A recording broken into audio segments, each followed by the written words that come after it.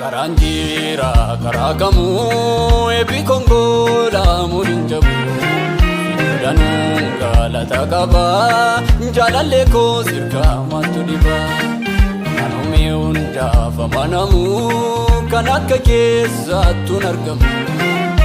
Lalaba sagale ke chapse nagale rayani ke chapse nagale rayani ke chapse nagale chapse nagale rayani ke chapse nagale chapse nagale rayani ke chapse nagale chapse nagale rayani ke chapse nagale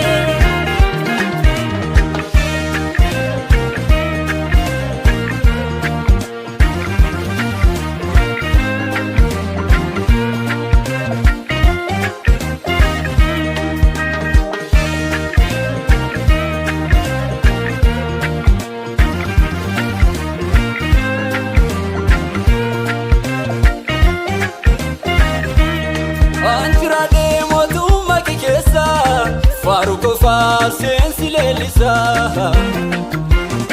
Bola kuma tamanaf panamadu Alingale sidur segale kolu Sidile ya ubule wale Arsagara konsi vlolasa Katalubu ko edokolu Lapen kosi fasa sitatolu Fasela labam sagale ke fasela labam fasela labam sagale ke fasela labam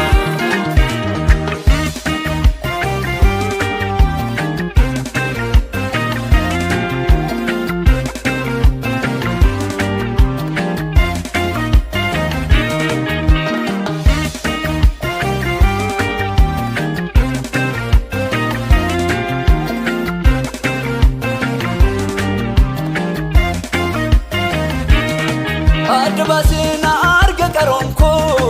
fagoda halani miladu Sobalogde yomuna ningatu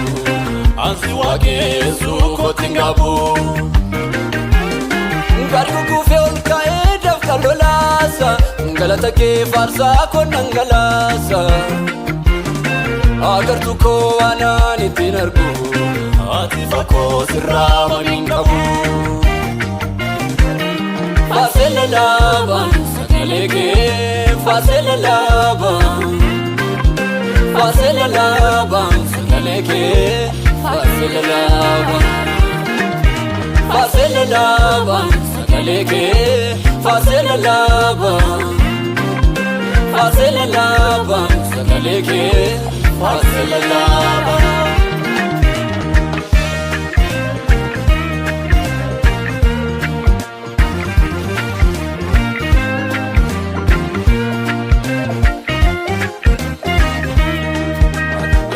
Narra e bahirmata Kristosu ana video firmata Sandu bako tijirma gura angaru darben ardi habura Faizako Jesus tunafta e debiese tanafin erkamu Karanu kanjire nisamba e walale so soba hindupadu Ako Jesus tunafta e debiese tanafin erkamu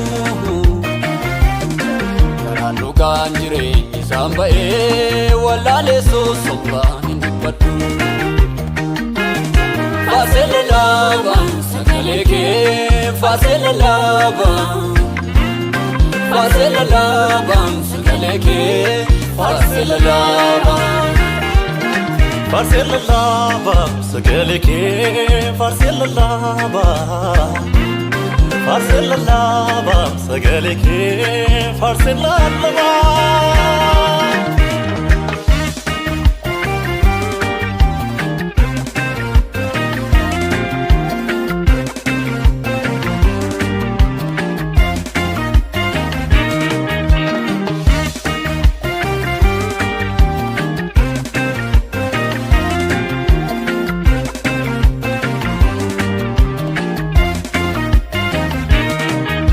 jechoonni kon ibsine isanaaf kootiin gola qaba guyyaa haloonni kolfaatanis harka kee dursee na qaqqaba ammayyuun ifne si faarfachuu ittan caalaa jechoota filee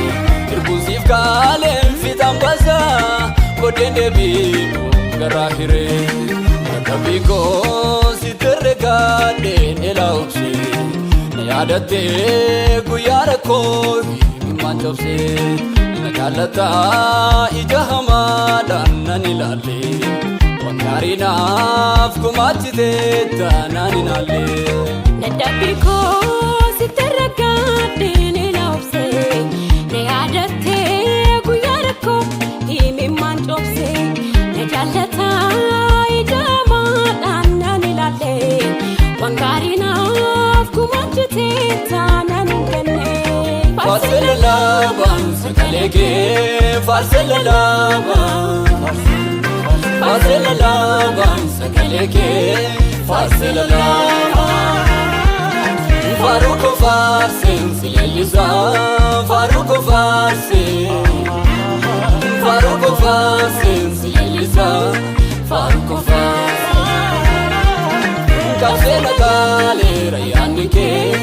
cabsee nagaalee rayyaanni kee cabsee nagaalee.